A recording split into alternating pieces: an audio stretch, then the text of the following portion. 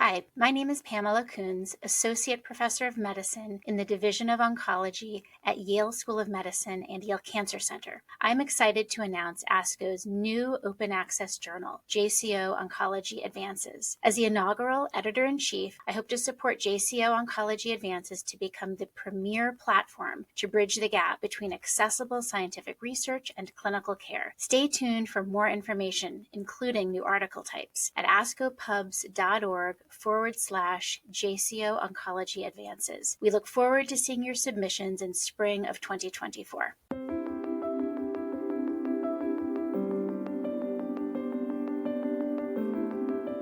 First Cousin Once Removed by Matthew J. Farrell, MD, MFA. When I was a kid, long before I wanted to be a doctor or had even heard of oncology, I dreamed of becoming an actor.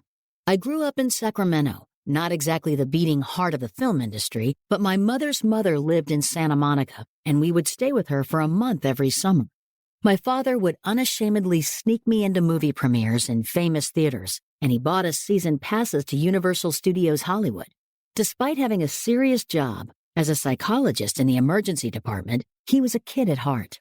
Los Angeles was our promised land, and our shepherd was my father's cousin John, my first cousin once removed, who lived in West Hollywood and was a living, breathing actor. John wasn't famous, not yet. He was in his late 20s, just starting out, doing mostly background work and some commercials while working as a waiter at the original Cheesecake Factory in Beverly Hills. All the staff loved him there, so much so that they would give us free pieces of cheesecake just for being related to him. John was generous, outgoing, expressive, and talented. Success seemed just around the corner. One challenge for him was his voice. He had a thick Bronx accent, which would have been perfect if he had been auditioning for Raging Bull, but which otherwise narrowed his prospects. He hired a voice coach to help him erase his accent. But that didn't mean he was trying to erase his New York roots. He was proud of his upbringing and family, coming from a long line of police officers. Burly men with strong jaws and thick arms and outdoor voices who seemed to be the very genesis of their own stereotype. And as his Bronx accent faded, he was teaching it to me. He said he would take me to a baseball game at Yankee Stadium one day, and he imitated the beer hawkers who walked up and down the aisles, calling out to the crowd, "Get your beer here," but pronounced it, "Get your beer here." John was the first person I distinctly remember being in perfect shape.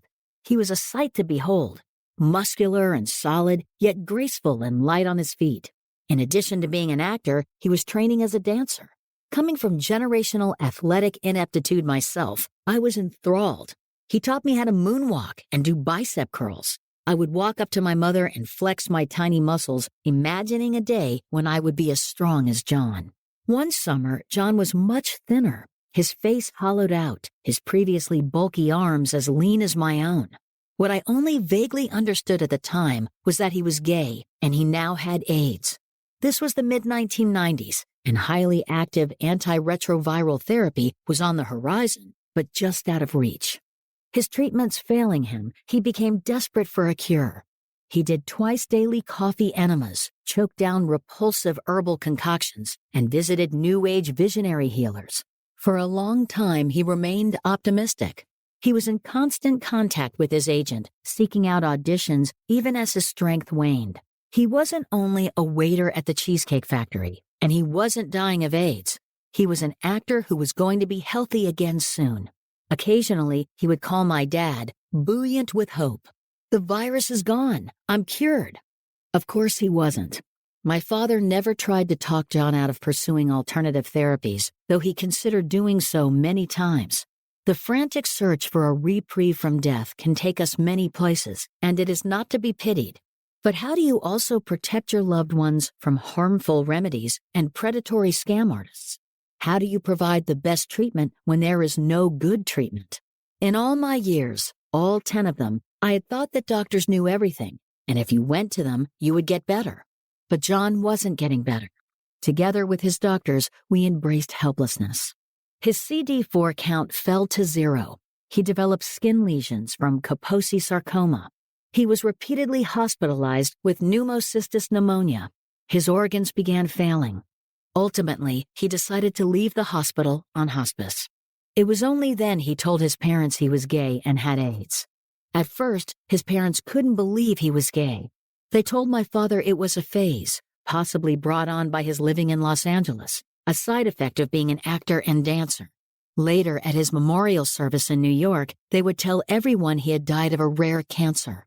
My father remembers someone asking John's mother what kind of cancer it was, and she said, "I don't know, it's very rare." During my winter break from school, my family visited John in his apartment. By that time, he had needed to quit his job at the Cheesecake Factory and stop taking auditions. His friends at the restaurant had thrown him a party and still came by his apartment most days.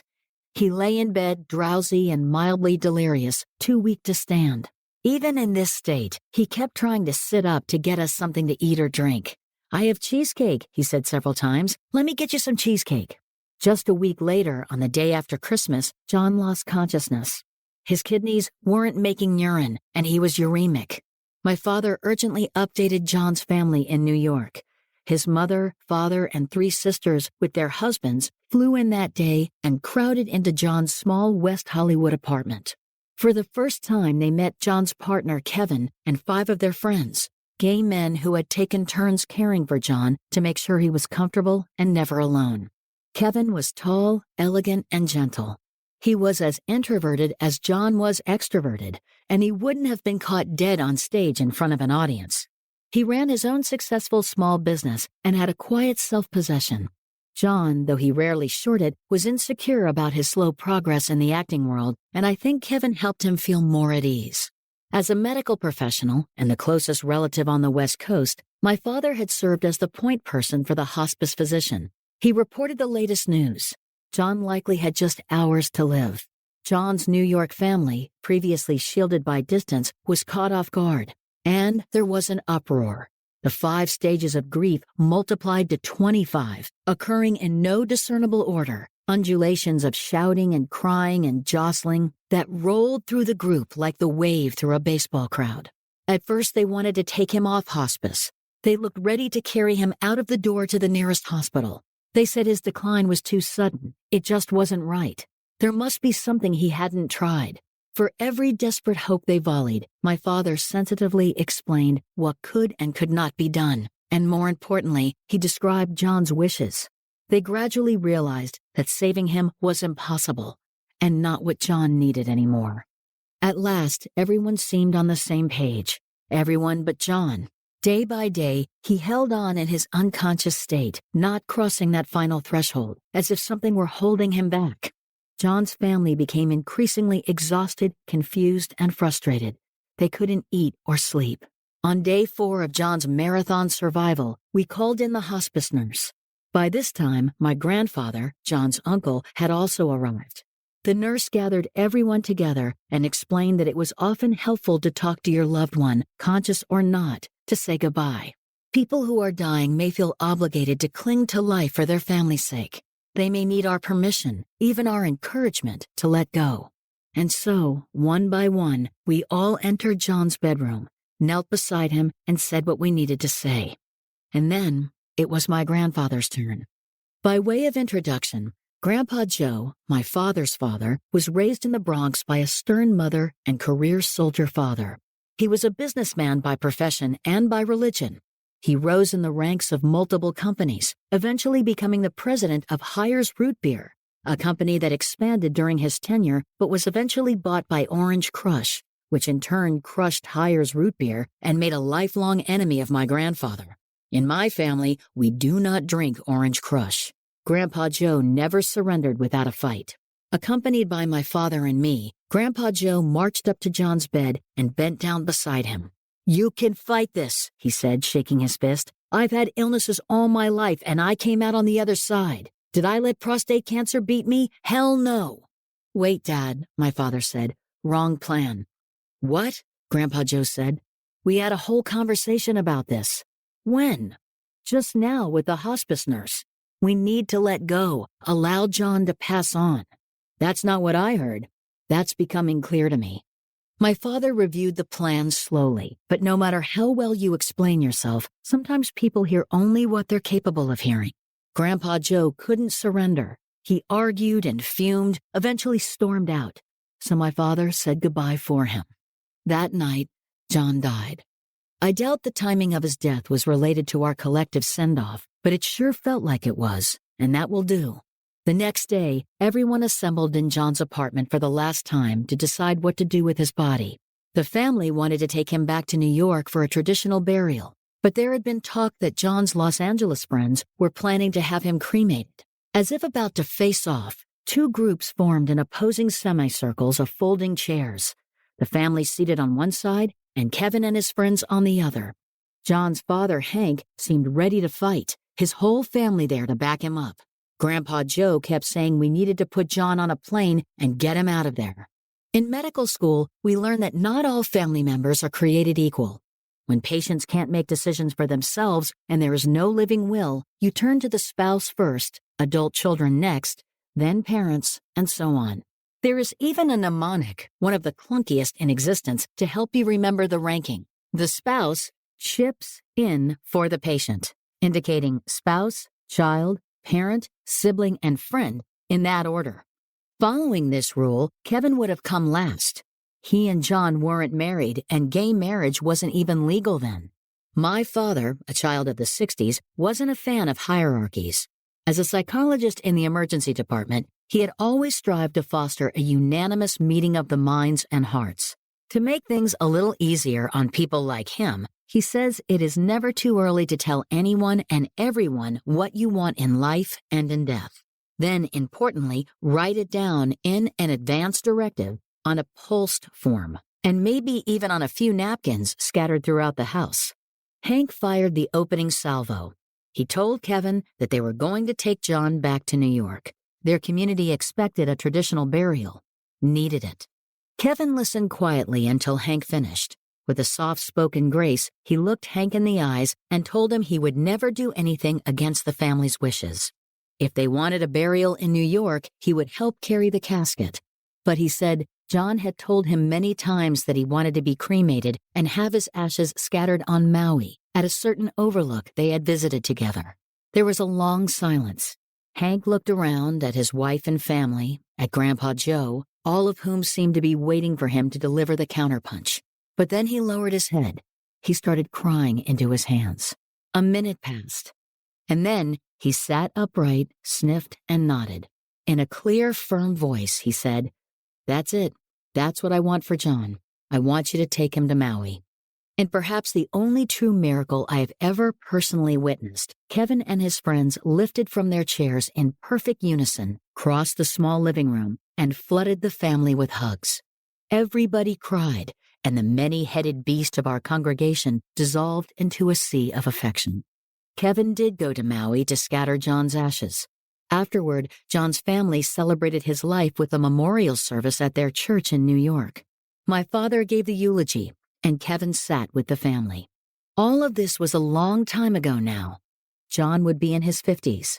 He would have mastered a Hollywood accent. His big break would have come. He would have taken me to the Oscars. I moved away from California to go to graduate school and medical school, but eventually I found my way back to Los Angeles. I still go to iconic theaters. I finally bought season passes to Universal Studios Hollywood, and like everyone else in this town, I'm trying to write a screenplay. But I'm not an actor. I'm not remotely famous. I'm a radiation oncologist resident. I've learned a few things since the 1990s, and so has the rest of the world. It still devastates me that John just missed the major advances in care. I think about him regularly during my training. In oncology, life-prolonging breakthroughs are frequent, which inevitably means that some people will be among the last to miss out. Some people and their families will look to me for hope when there is none. In their entreaties, I see shades of my own loved ones, my father's diplomacy, Grandpa Joe's doggedness, Kevin's advocacy, Hank's compromise. Most of all, I see glimmers, brief resurrections, of John, whose disease stripped away so much, but left in clear relief his kindness and humanity.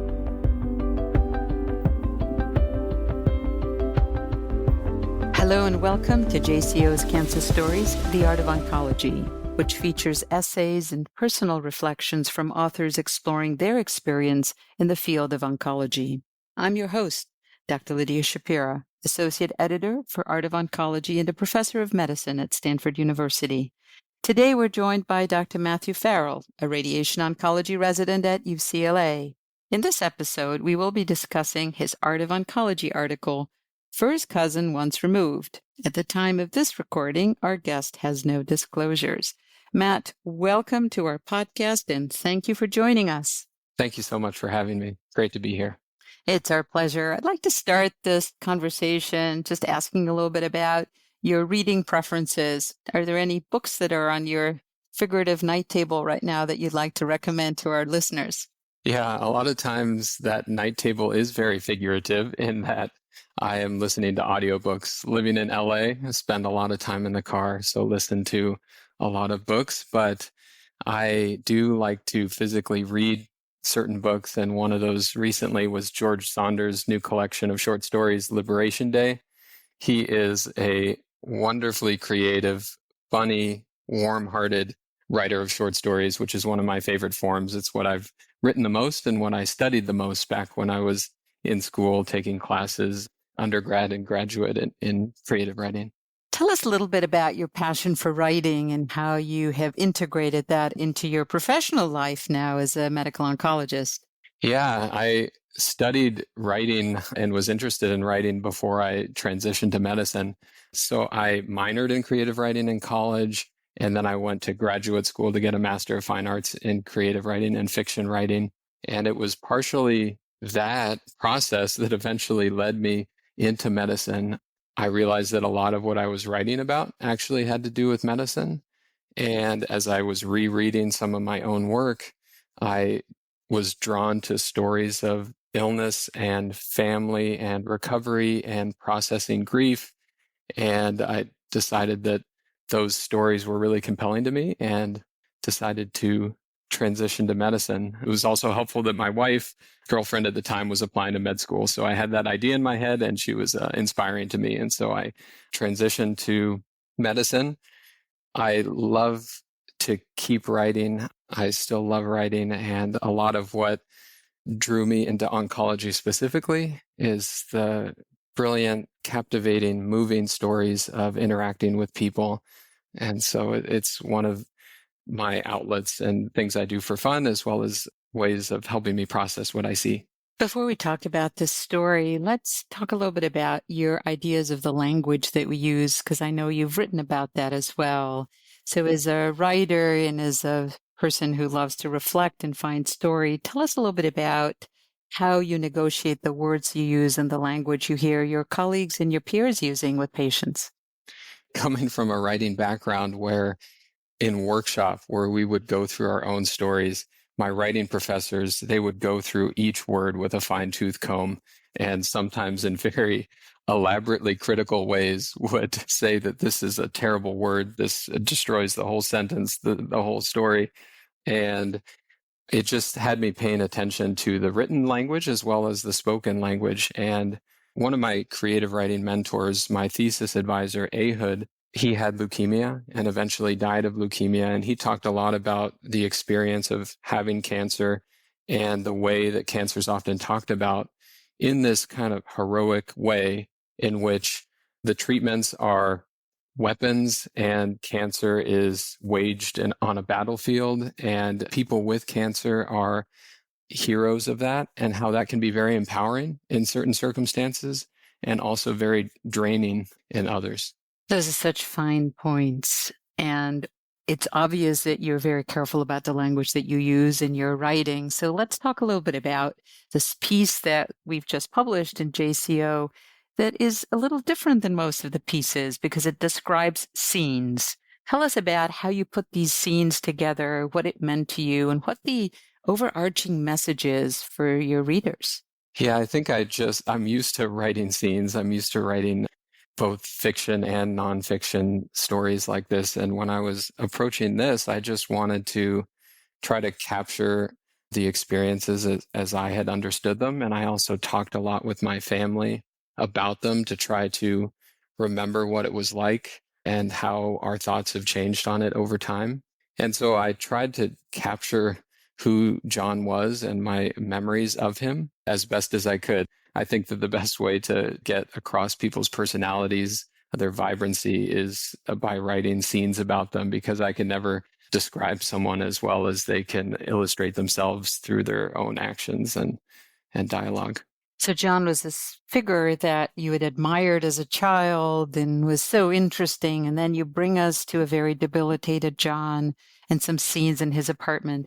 Tell us a little bit about the time, the context, and the illness. Sure. This was the mid-1990s, and there were a lot of changes going on in the care of HIV and AIDS, a lot of rapid changes in our understanding of the illness, as well as the treatments available for it. And it was really hard and devastating that John was able to see a lot of promising treatments on the horizon, but they weren't readily available to him when he needed them. And so it's tragic to think about if all of this had happened just a year later with the rollout of HAART, or highly active antiretroviral therapy, his story might have been completely different, and he could easily still be here today, but he just missed it. And so that was very hard to see him go from being just about as vibrant and healthy and active a person as can be imagined, someone who I just envied and admired in terms of his physical ability. For him, if he could go from where he was to where he ended up, it was just completely devastating. And then there was the stigma of the disease and the scene that you so beautifully share in your piece about different family members coming in to talk with him and say their goodbyes. And I think it was your grandfather who just couldn't let go of the "you must fight, you're going to get well" narrative. And I think your father, who's a psychologist, was sort of saying, hey, wait, we're having the wrong conversation here. This isn't what we agreed to.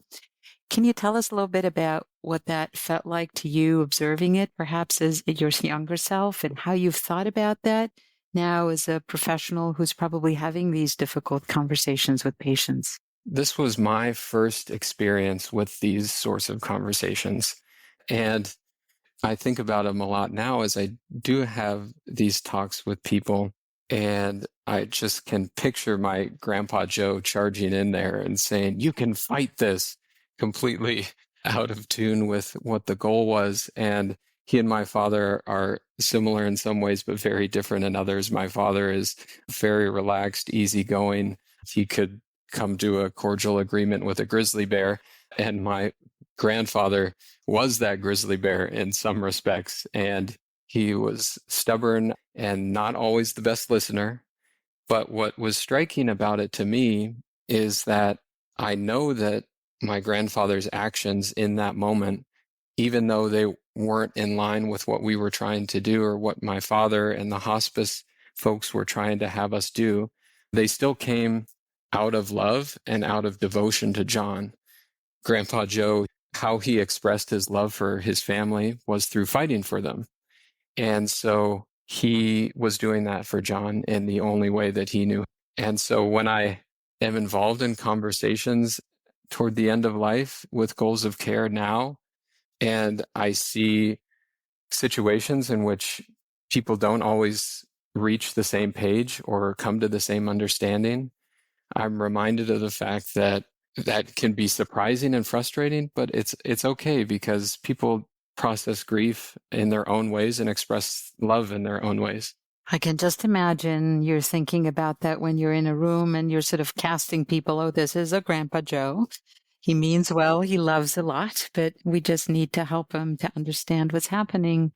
And there's another character in your stories that I want you to talk a little bit about, and that's Kevin, the loving partner and caregiver who's first sort of marginalized by the large group, descending upon them and claiming John. And then there's a scene where there's peace between all factions. Tell us a little bit about how that felt to you, witnessing it as a child, and how you thought about it in the years that came later.